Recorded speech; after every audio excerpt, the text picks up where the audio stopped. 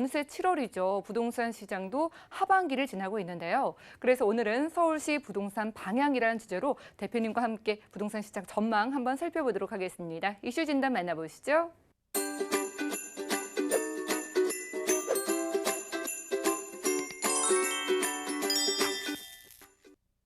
네, 벌써 상반기가 다 끝났습니다. 이제 부동산의 하반기가 접어들었는데요. 부동산 시장이 하반기는 어떠한 전망과 방향으로 갈지 알아보도록 하겠습니다. 우선 부동산은 여러 가지가 정책적으로 많은 변화가 따르게 돼 있는데요. 하반기 시장에는 아무래도 금리의 인하의 가능성이 하반기 시장의 굉장히 변수라고 보실 수 있겠습니다. 보통 금리 그러면 금융은행, 부동산과 아주 밀접한 관계에 있기 때문에 이 특히나 금리에 대한 거는 굉장히 민감한 부분이라고 보시면 되겠습니다. 그리고 요새 소위 말하면 사무실 바보 굉장히 많이 듣는 얘기죠. 정부에서 사실 부동산에 대한 이 시장의 흐름을 자율적인 시장의 흐름을 맡기는 게 아니라 지나치게 조금 개입을 하다 보니까 이러한 용어가 나왔는데요. 샤워실에서 우리가 수도꼭지를 틀게 되면 어떻게 되겠습니까? 찬물을 틀면 너무 차가워서 놀라고 그러다 보니 다시 더운 물로 틀고 또 놀라죠. 이런 것이 반복되는 현상이 일어나는데요. 지금까지 이렇게 시장의 흐름을 보시게 되면 자율적인 시장에 맡긴 게 아니라 정부에서 너무나 지나친 이러한 부동산 시장에 개입을 하다 보니까 이러한 역효과가 나타난다고 이렇게 보시면 되겠습니다. 그리고 지금 정부에서 3기 신도시를 발표했는지 얼마 안 됐는데요. 지금 하반기 시장에서는 이러한 3도심에 대한 3기 신도시에 대한 이러한 해법들에 따라서 집값이 사실은 움직일 수 있다는 주요한 변수가 따르게 되겠죠. 거기에 따라서는 또 이러한 3도시를 어떻게 해결하느냐에 따라서 굉장히 중요하기 때문에 이러한 중요한 부분은 이번에 정부에서 정책적인 믿음과 신뢰와 함께 연관되어 있는 이러한 취지라고 보시면 되겠습니다. 특히 이제 3도시로 인한 발표를 끝이 아니라 거기에 대한 교통이라든지 이런 체계도 앞으로 어떻게 해 나갈 것인가에 대해서도 굉장히 많은 좌우가 되겠는데요. 특히 뭐 GTX A 노선 같은 경우는 이미 착공이 늘어갔지만은 B 노선 같은 경우에는 예비성 타단 조사를 하고 있는 거죠. 거기에 따라서 대형 개발 이슈라든지 또한 수도권에 대한 집값의 이 추이가 상당히 많은 영향을 줄 것이라고 예상을 하게 됩니다.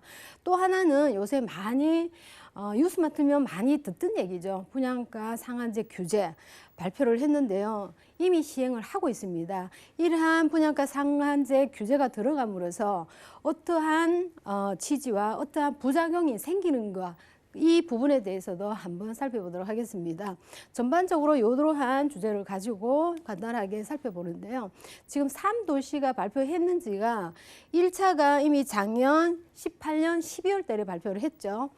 남양주, 양숙, 또한 하남, 교산, 인천, 계양, 과천 1차적으로 발표를 하고 그 다음에 올해 5월 달입니다. 5월 달에는 고양 창릉과 또한 부천 대장을 발표를 했는데요. 이러한 부분들이 어떻게 어떠한 계획과 어떠한 내용과 어떻게 가느냐에 따라서 3기 신도시는 굉장히 많은 집값에 대한 변수가 일어날 수밖에 없습니다. 정부에서는 30만 호를 공급을 하겠다고 발표를 했지만은 이러한 것들은 취지를 보시게 되면 분양가를 저렴하게 해서 서민들의 내 집 마련을 할 수 있는 기회를 주겠다는 취지인데요. 이러한 것들을 발표를 함으로써 뒤따른 많은 분들이 또 문제점이 발생할 수밖에 없습니다. 그런 것들을 보시게 되면 지금 다음 달 8월입니다. 8월에 되시면 교통 대책을 마련을 위해서 서울의 15개의 지방자치단체에서 검토를 하고 의견을 수립하게 되는데요. 1차적으로 동부권의 대상에 이미 간담회를 개최를 했습니다. 8월 달에 간담회를 통해서 3기 신도시 교통체계와 근역별로 광역교통망에 대해서 기본 구상을 마련하고요. 그 다음에 보시면 수도권 강연 급행 철도입니다.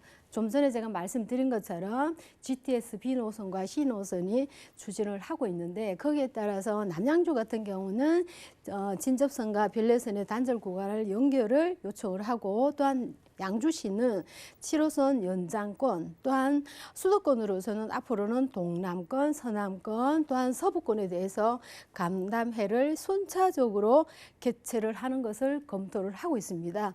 이러한 부분들은 3기 신도시에 대한 문제점과 해결해야 될 부분들을 짚었고요.